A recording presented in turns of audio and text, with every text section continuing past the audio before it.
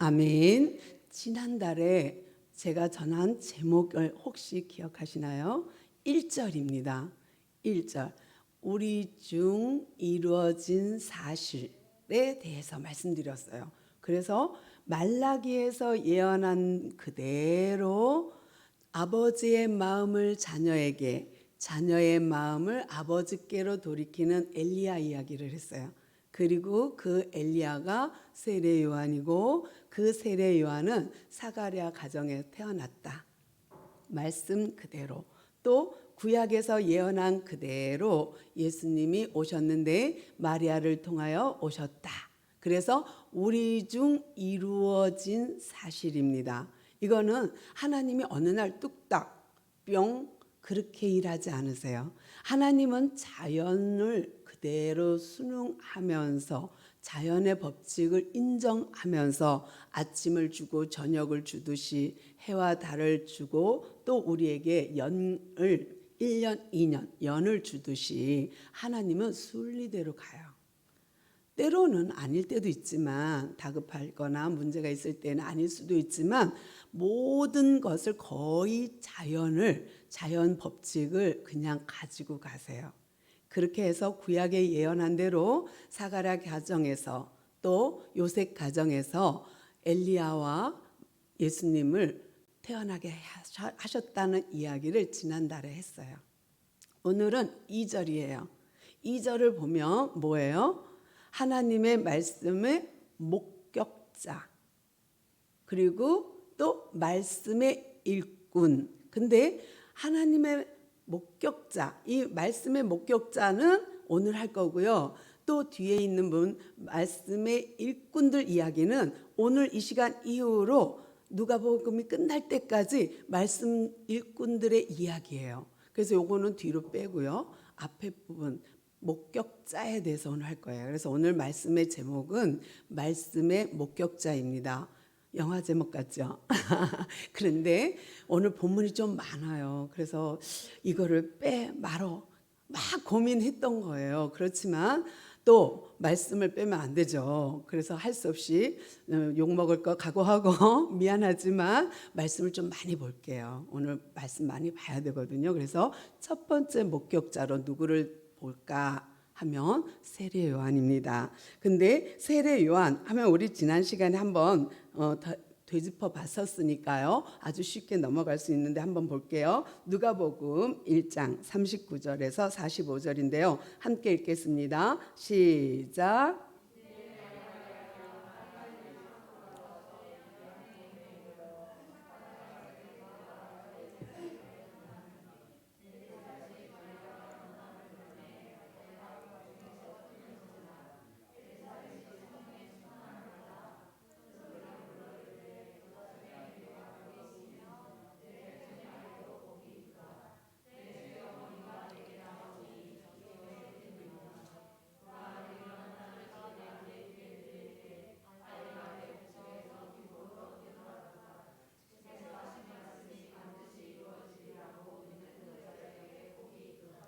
아멘.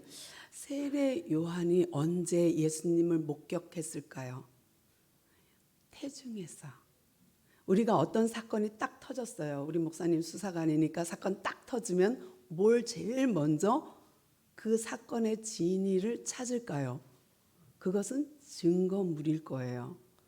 또 하나는 증인일 거예요. 그 목격자. 우리가 자동차 사고가 딱 나면 플랜카드를 딱 붙이죠.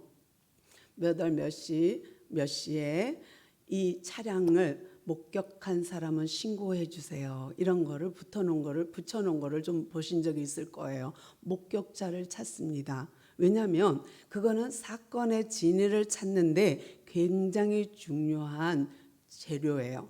굉장히 중요한 자료예요. 그래서 꼭 목격자는 증거를 수반해야 되잖아요. 그런데 이런 사건을 해결하는데 증인이 필요하듯이 우리 구주 예수 그리스도가 메시아가 그리스도로 오신 것을 증언해야죠. 어느 날 그냥 나타나면 안 되죠. 그러니까 증인이 필요하고 목격자가 필요합니다. 근데 예수님 메시아 그리스도가 이 땅에 오신 것을 증인이 필요한데 그 증인 중에 첫 번째 증인이 세례 요한이에요. 세례 요한이 태중에 있을 때 예수님을 만나요. 엘리사벳이 시골 출신이야. 아주 시골에 살아요. 사가랴도 그러니 같이 시골에서 아주 두메산골에서 살았던 것 같아요. 그런데 이 나이 많은 엘리사벳이 아기를 가졌고 이 사실을 마리아가 알게 되었어요. 마리아와 엘리사벳은 친척간이에요.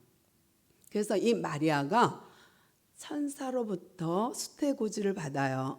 너에게 하나님이 성령 하나님이 임하여서 아기를 갖게 될 거야 라는 수태고지를 받아요. 그러면 그 고지를 받고 정말요?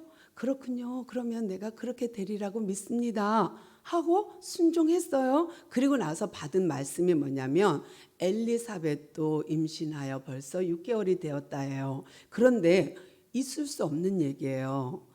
왜냐하면 엘리사벳은 나이가 많은 할머니예요.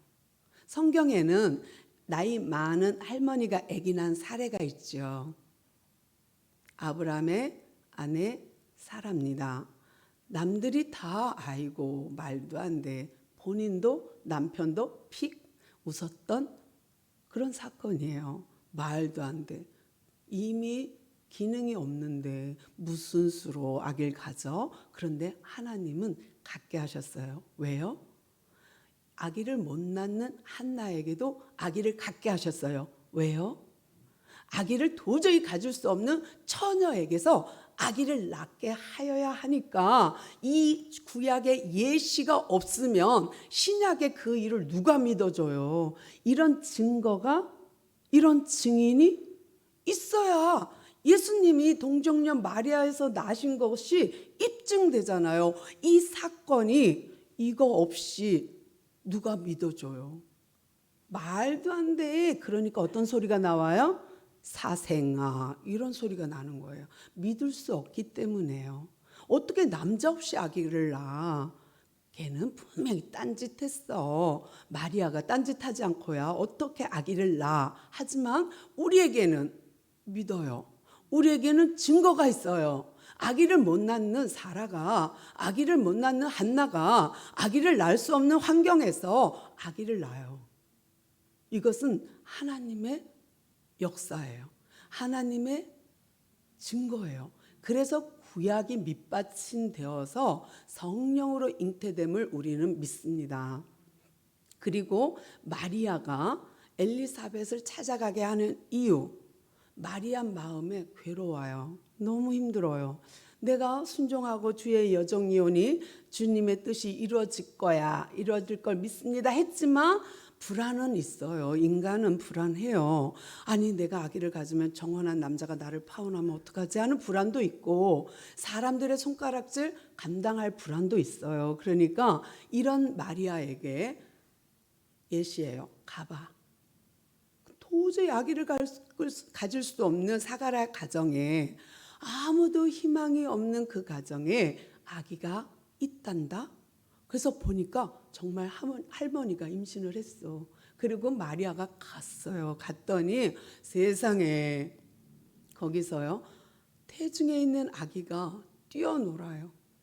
누굴 보고?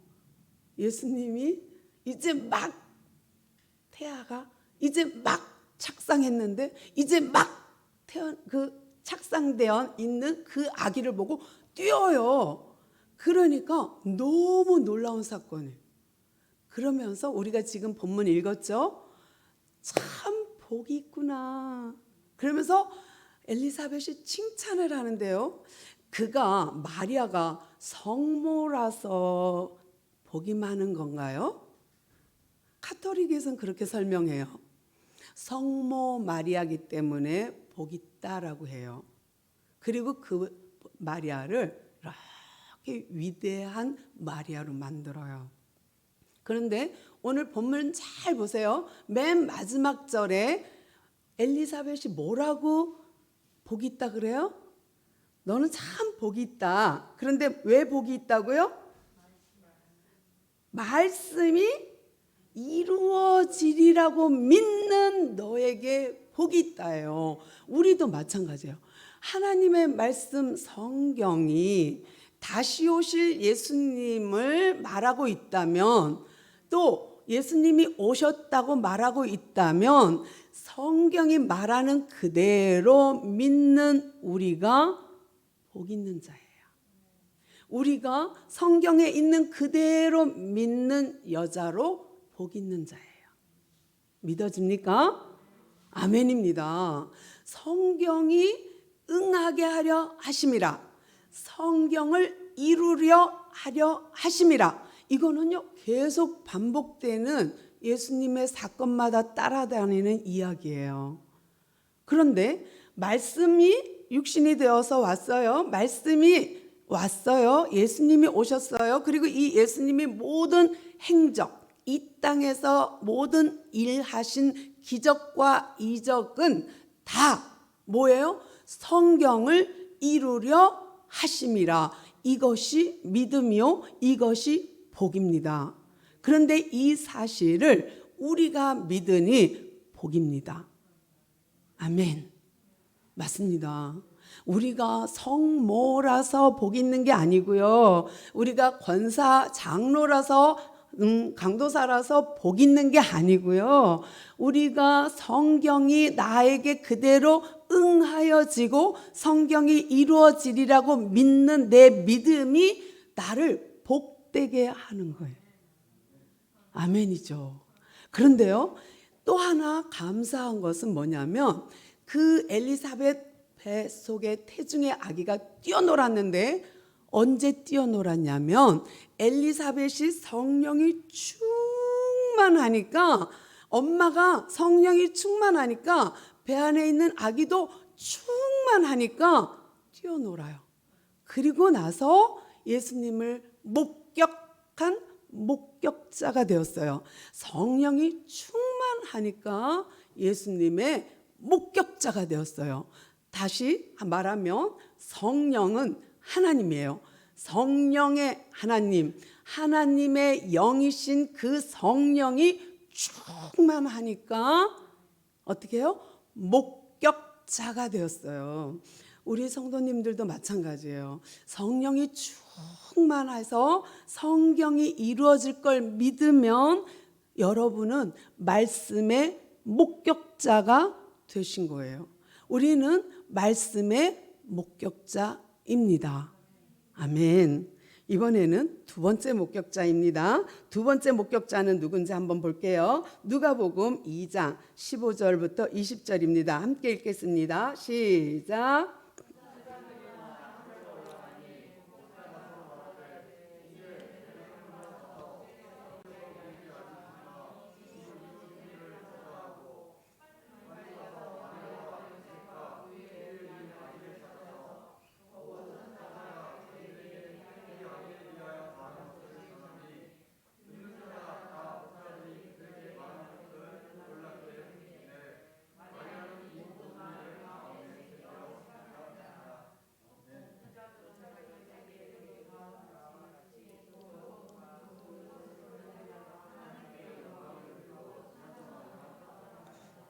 죄송해요. 너무 많아서 본문도 많고 많은데 어쩔 수 없어요. 다 봐야 돼.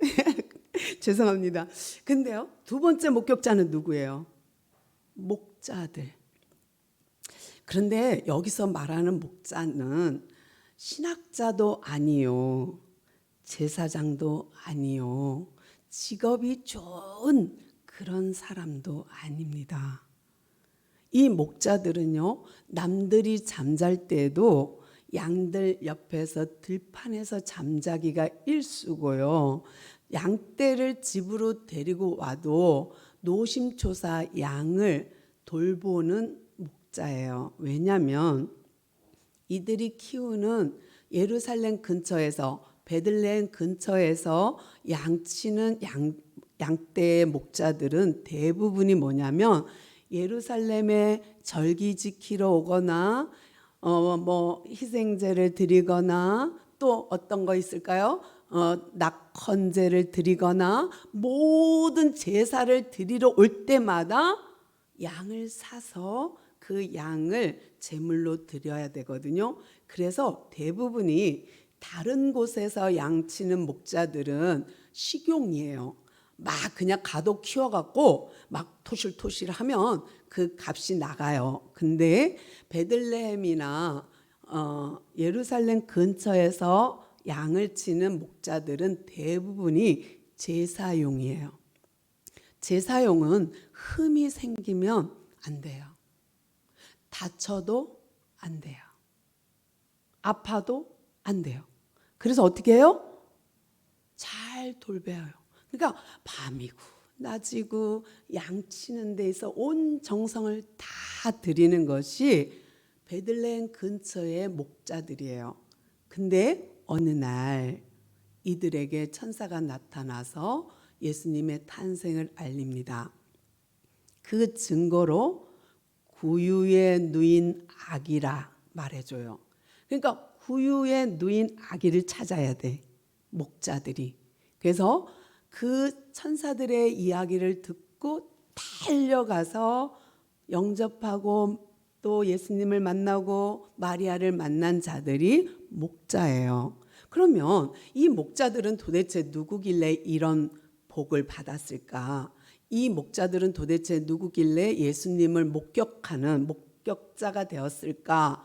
거슬러 올라가면요, 제일 예수님을 목격한 시점에서 가까운 성경이 느헤미야예요. 느헤미야에서 봤더니 레갑 자손들이 베들레헴 근처에서 목동을 하더라 하는 기록이 있어요.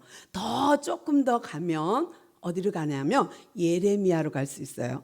예레미야로 가면 어떤 시대냐면 유다, 남유다가 멸망하기 직전 선지자예요.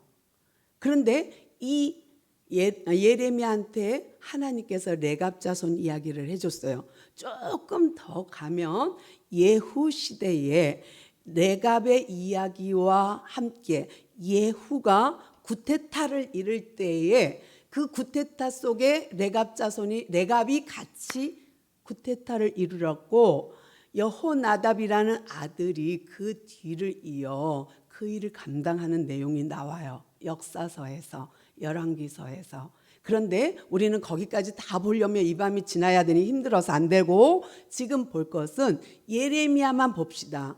도대체 왜 레갑 자손이 이런 축복을 받았는지 그 포인트는 알아야 되잖아요. 그러니까 이 목자들의 선조는 레갑인데 레갑의 후손들이 예레미야서에서 어떻게 말하는지 한번 볼게요. 예레미야서 35장 5절부터 10절입니다. 함께 읽겠습니다. 시작.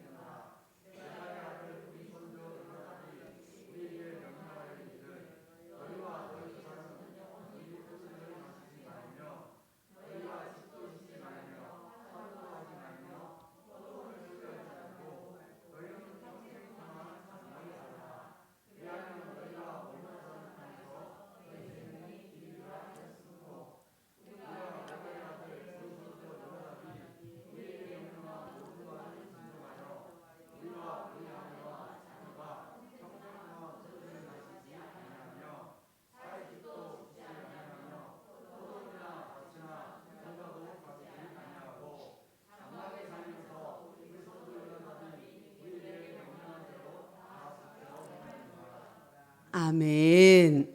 여호나답, 열왕기에는 그렇게 기록돼 있지만 여기서는 요나답 같은 말이에요. 여호나답, 요나답 같은 사람이에요. 근데 이 레갑의 아들 여호나답, 레갑의 아들 요나답이 자기 후손들에게 한 말이 있어요. 그 말이 뭐냐면 너희들은 이 땅에 살면서 집도 짓지 말고 포도농사도 짓지 말고 그리고 어떻게 해요? 재산도 많이 갖지 마. 이런 느낌이에요. 왜냐하면 집이나 포도원이나 포도 열매를 따려면 정착해야 돼요. 또 자꾸만 땅을 늘려야 되잖아요. 그러니까 이 요나답의 말이 뭐냐면 네가 이 땅에서, 왜냐하면 이스라엘 땅에 지금 레갑 자손들은 이방인이에요. 이방인이 이 땅에서 정착해서 그래도 생명을 부지하고 살려면 너희들은 이렇게 살아 하고 가르쳐 준 것이 소유를 갖지 말라요. 욕심을 내려놓으래요. 땅도 갖지 말고 집도 짓지 말고 그리고 포도 농사도 짓지 마라 하는 유언을 했어요. 그런데 이것을 하나님이 예를 들어요. 하나님이 예레미야야 너 자꾸 울고 그러지 말고 내 말 좀 들어봐 그런 거예요. 왜냐하면 예레미야가 계속 여러분 하나님이 포로로 가래요. 바벨론으로 가래요. 우리 다 바벨론 가야 삽니다 하고 외쳐도 사람들이 저 매국노 하면서 예레미야를 쥐어받고 때리고 우물에 가두고 막 이러니까요. 굶기고. 그러니까 맨날 우는 거야. 하나님 내가 주의 일 안 한다니까요. 이러고 울어요. 그리고 내가 왜요? 이런 일을 왜 해요? 그래 싫어요. 안 할 거예요. 그러다가 또 해. 그러니까 하나님 마음이 막 불붙으면 또 안 할 수 없어. 선지자는 그래요. 선지자는 몸이 피곤한 것도 다 잊어버리고 그냥 그거 하는 것이 선지자 사명이거든요. 그런데요, 신기하죠? 예레미야가 맨날 올 때마다 하나님이 도와주세요. 그 마음을 이렇게 북돋아 주세요. 그 중에 하나가 시청각 교육이에요. 오늘 본문 읽은 본문이 그런 내용인데 어떤 거냐면 예레미야야 울지 마. 그리고 내가 말하는 대로 한번 해봐. 고관들을 다 불러. 성전에다가. 그리고 유리창이 있는 데다가 딱 보이는 곳에 앉으라 그래. 그리고 레갑 자손들을 불러. 그리고 그들 앞에 그 방에다가 포도주를 갖다 놓고 잔들을 갖다 놓고 따라주면서 포도주 한 잔씩 하세요 하고 말해봐 그랬어요. 그러니까 예레미야가 하나님 시키는 대로 했어요. 정말 포도주를 갖다가 잔을 두고 따라주면서 이거 먹으세요, 이거 드세요, 포도주 드세요 했더니 이들이 입을 안 대는 거예요. 그래서 아니 왜 안 드세요? 그랬더니 사실은요 우리는요 포도주를 안 먹어요. 근데 따지고 보면요 들판에서 먼지를 먹게 되면 포도주는 음료처럼 마셔야 되는 거예요. 그러니까 그들은 이것이 그냥 드링크거든요. 그들의 뭐 정말 시원한 사이다처럼 먹어야 되는 건데 그들이 목동 일을 하면서 안 먹는다? 이거는 신기한 거예요. 있을 수 없는 얘기예요. 그런데 그들이 안 먹는다는 거예요. 그래서 예레미야가 물었어요. 고관들은 보고 있어요. 그런데 왜 안 먹어요? 그랬더니 우리 선조 요나답이 우리한테 포도주 먹지 말래요. 그래서 우리는 지금까지 안 먹었어요. 언제? 300년 전 예후 시대에 말한 것을 예레미야 시대 300년 후까지 지키고 있는 거예요. 그러면서 하나님이 가슴을 치면서 예레미야한테 보여주는 시청과 교육이 뭐예요? 야, 봐라. 레갑 자손들은 지네들 조상이 포도주 먹지 마라 그러면 안 먹어. 집 짓지 마라 그러면 안 줘. 포도원 사지 마라 그러면 안 사. 그리고 지금까지 목동일 하면서 떠돌이로 살아. 봤지. 쟤네들은 언약을 얼마나 잘 지키는지 봤지. 쟤네들 약속을 얼마나 중히 여기는지 봤지. 그런데 내 백성은 나랑 계약한 것을 안 지켜. 내가 그리 내 백성 되라고 거룩한 백성 되라고 계약을 맺었는데 시내산 언약을 맺었는데 그들이 안 지켜. 너 봤지? 내 마음 아니? 내 마음 알겠지? 그러는 거예요. 그러니까 예레미야가 맨날 나야 하나님 말씀 안 전한다니까요. 이렇게 울던 예레미야가 울 수가 없어. 세상에 하나님 마음은 예레미야 마음보다 더 지금 찢어지고 있거든요. 더 통분하고 계시거든요.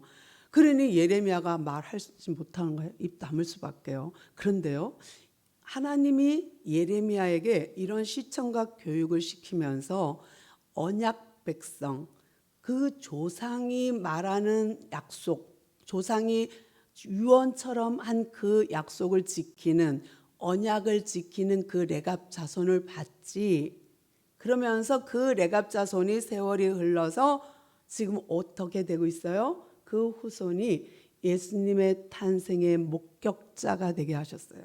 그러니까 하나님이 당신의 마음, 당신의 언약을 이해하는 레갑 자손에게 복을 주셨는데, 그 복이 예수님을 목격하는 목격자가 되게 하신 거예요.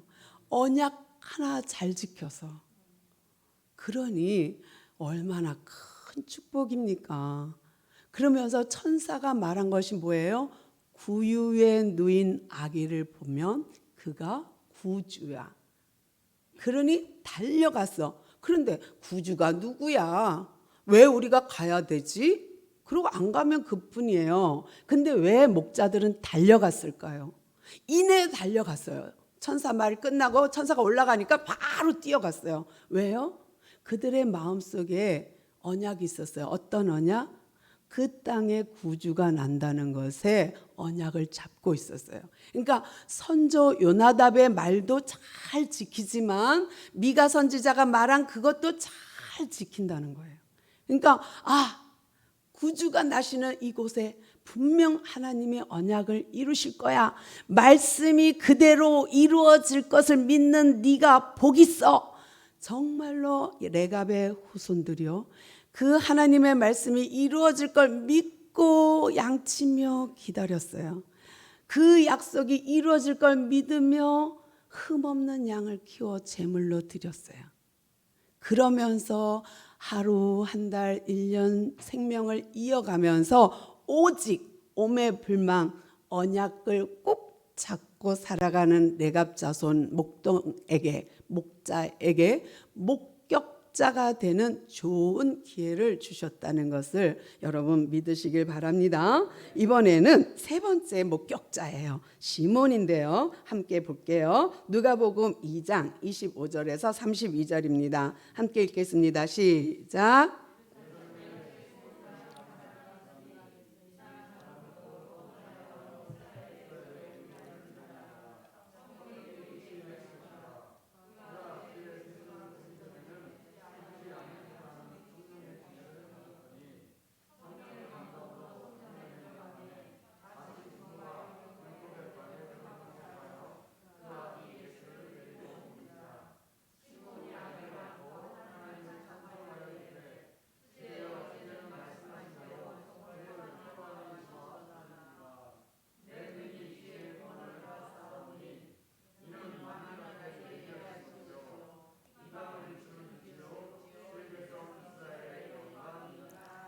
아멘.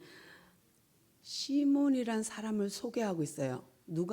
누가가 지금 세례 요한을 소개하더니, 목자들을 소개하더니 이번에는 시몬을 소개해요. 근데 이 시몬은 직분이 제사장, 바리새인 이런 말이 없어요. 그런 거 보아서 성전을 섬기는 사역자인가 보다, 남자 사역자인가 보다 추측은 해요. 왜냐하면 그의 삶이 경건하고 의롭고 신앙생활을 너무 잘하는 것으로 표현됐기 때문이에요. 만약에 직장이 있어서 밖에 있거나 먼 곳에, 성전과 먼 곳에 산다면 이렇게 밤낮주야 성전에 거할 수가 없죠. 그런데 시몬은 성전에 늘 거한 걸 봐서 사역자였구나라는 것을 짐작하는 거예요. 그런데 그가 언약 하나를 잡았어요. 죽기 전에 누구를 만난다. 누구를 만나요? 구주, 구원할 자. 예수 이름이 뭔지 아시죠? 저희 죄에서 구원할 자. 그런데요, 여기서 지금 시몬한테 언약을 하나님이 주셨는데 그 언약의 내용이 뭐냐면 죽기 전에 구원을 본다예요. 그러니 죽지도 못해. 언약을 다 할 때까지, 자기 사명 다 할 때까지 하나님 죽이지도 않아. 그래서 끝까지 그 사명 감당케 하는데요. 이 사역자가 늘 언제나 구원이 내 눈으로 보게 될까? 언제나 그 말씀하신 구주를 내가 보게 될까? 그러던 차요. 그 날이 왔어요. 예수님이 응앙하고 태어나고 40일 되면 뭐 해야 돼요? 레위기법에 보니까 남자아이가 태어나면 40일이 되면 정결 예식을 성전에 가서 해야 돼요. 그래서 예물을 드려야 돼요. 여아가 태어나면, 여자아이가 태어나면 80일을 지난 다음에 정결 예식을 해야 돼요. 그것은 레위기법입니다. 그래서 지금 마리아와 요셉이 40일을 기다려요. 그리고 40일이 되는 날 성전을 갔어요. 비둘기 가지고. 돈이 많으면 양을 가져갔겠죠. 염소를 가져갔겠죠. 근데 돈이 없어. 그러니 비둘기를 가져가요. 그리고 하나님 앞에 가서 정결 예식을 합니다. 그러려고 갔어요. 그런데 아기를 보자마자 아기를 탁 끄놨더니 시몬이 고백합니다. 뭐라고요? 내가 이제 구원을 본다.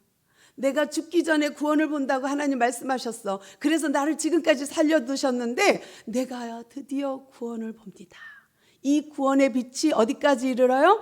이방의 빛이 되고 하나님의 영광을 드러낸다. 그것까지 다 봤어요. 우리는 이거를 아니까, 성경이 이미 완성되었으니까 이 사실을 알죠. 이방의 빛 맞죠. 빛으로 오신 예수님 맞지요. 구원자로 오신 예수님 맞지요. 우리는 무조건 아멘이 가능합니다. 그런데 시몬의 입장에서는 아니에요. 이제 베이비 신생아를 바라보고 구원이라고 깨닫는 것은 하나님의 은혜가 아니고서는 알 수 없는 거예요. 그러니까 성령이 충만하니까 별일이 다 있어요. 아기가 태어나질 않나? 성령이 충만하고 하나님의 언약을 굳게 잡으니까 들판에 있는데도 예수님을 목격하질 않나? 이제 성령이 충만하고 언약을 굳게 잡고 주의 전에서 의롭게 경건하게 신앙생활을 잘 하다 보니까 정결 예식을 하러 오는 예수님을 영접하게 되었어요. 그리고 그 시몬이 고백하는 거예요. 내가 구원을 보았다. 그러니 시몬이 세 번째 목격자인 거예요. 그러니까 세 번째 목격자는 어디서 봤냐면 구유가 아닌 성전에서, 그것도 정결 예식을 하기 위해 온 예수를 본 거예요. 무슨 말이냐면 율법을 다 준수하는 예수님, 그냥 자연을 거스리지 않고 순리대로 여인의 몸에서 태어나서 10달 채우고 순리대로 응앙하고 태어나서 순리대로 자라서 순리대로 정결 예식하러 온 거예요. 그 예수님을 시몬이 목격한 거예요. 오늘의 목격자 마지막 안나를 볼게요. 누가복음 2장 36절에서 38절입니다. 함께 읽겠습니다. 시작.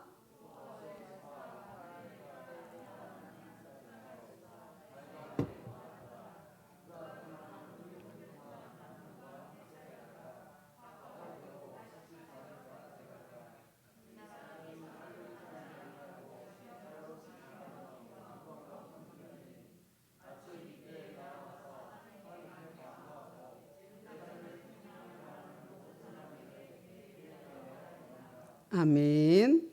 여기서 안나는 나이가 많은 할머니인데요. 이분을 소개할 때는 직분이 있어요. 선지자. 근데 이 시대에 드문드문 선지자, 여선지자가 있죠. 여사사도 있죠. 드보라 같은. 또 모세의 누나 미리암도 선지자로 우리에게 소개하고 있어요.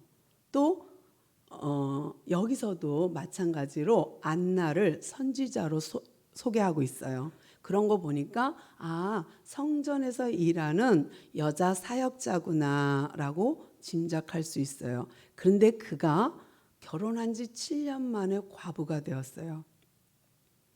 지난번에 말씀드렸듯이 그때에는 일찍 결혼했어요. 20살도 되기 전에. 그래서 우리가 늦게 잡아도 20살에 결혼했다고 해도 지금 안나의 나이는 84세예요. 거기다가 7년 정도만 남편과 살았어. 그 다음에 남은 날들은 혼자 살았어요. 50년 넘게. 그러면서 오매불망 그가 기다린 게 있어요. 이 안나가 성전에서 신앙생활을 경건하게 하면서 금식도 하고 기도도 하고 밤낮 주여 성전을 지키면서 그가 한 것이 뭐냐면 예루살렘 이스라엘의 속량을 기다렸어요. 다른 말로 구원이에요. 그러니까 시몬은 구원을 보았어 하고 기뻐했다면 안나는 끊임없이 속량 받을 날을 기다렸어요. 무슨 말이냐? 예수님이 오셔서 우리를 대속해 줌으로 우리가 구원 백성이 되는 거예요. 이것을 속량 받은 백성이 되는 거예요. 구원받은 백성, 속량 받은 백성이 되는 거예요. 그러면 우리는 뭐예요? 거기 다 해당돼요. 구원받았고 예수님의 십자가 형벌로 우리는 다 속량 받았어요. 어린 양으로 우리는 대속 받았어요. 그런데 이 안나 여선지자가, 안나 여자 사역자가 늘 언제나 성전에서 일하면서 금식하며 기도하며 계속 무엇을 말했냐면 우리는 언젠가 속량 받을 거야. 언젠가 우리를 대속할 주님이 오실 거야. 언젠가 메시아가 이 땅에 오실 거야. 그렇기 때문에 우리는 그 사명 붙들고 그 언약 붙들고 우리는 신앙생활 잘 합시다. 이런 말을 늘 영향력을 준 거예요. 하나님이 참 일하심이 너무 기가 막히지 않아요? 누가가 지금 말하고 싶은 게 뭐예요? 그 태중의 아기도 인격이 있다는 거. 태중의 아기도 예수님을 만나 기뻤대요. 성령이 충만함으로. 또 목자들 남들이 허드레로 보고 별로 기뻐하지 않는 직업이에요. 왜요? 남들 놀 때 일해야 돼. 남들 명절 때 더 바빠. 힘들어. 제사용 양을 갖다 바치고 그걸 팔아야 되고 그걸 먹고 살아야 되니까 쉬운 직업은 아니에요. 늘 들판에 먼지 구덕에서 양들과 자고 하는 직업이 뭐 그렇게 깨끗하고 고관들처럼 우아하겠어요? 그렇지 않아요. 그런데 지금 누가가 계속 말하고 싶은 게 있어요. 이런 목자를 통하여 또 시몬 같은 사역자를 통하여 안나 같은 사역자를 통하여 말하고 싶은 거. 언약 잡은 자, 성령이 충만한 자, 그런 자에게 또 의롭고 경건한 신앙생활을 하는 사람에게 목격자가 될 수 있는 기회, 찬스를 주는 거. 이것을 누가는 말하고 싶은 거예요. 우리는 하나님께서 이 땅에 말씀이 육신이 되어 예수님으로 오셨고 그 예수님이 공생애를 끝나고 십자가에 죽고 부활하셔서 성령으로 우리한테 내주하고 계셔요. 이 성령 하나님이 성경 66권을 읽으며 그대로 이루어지리라는 것을 믿는 우리가 복된 사람이며 복 있는 자며 이 하나님의 말씀이 그대로 이루어질 것을 믿는 여러분은 이 성경의 목격자입니다. 이 우리의 사명, 성경 말씀의 목격자이신 여러분은 이제 증인으로 살아야 돼요. 성령이 임하면 권능을 받고 예루살렘과 온 유대와 사마리아와 땅끝까지 이르러 우리 주님, 말씀으로 오신 주님을 증인되어야 돼요. 여러분은 이제 말씀의 목격자이며 증인이에요. 법적인 증인이에요. 법적으로 여러분은 증거 채택이 되신 분들입니다. 이제부터는 꼼짝 못해요. 증인이 위증하면 어떻게 되는지 아시죠? 정말로 이 자리에 있는 여러분 모두가 말씀의 목격자로서 하나님의 증인으로서 이 땅의 삶을 사명을 다 감당하면 하나님 나라 입성 축하 받으실 것입니다. 다 믿으시길 바랍니다. 기도할게요. 하나님 감사합니다. 이 밤에도 우리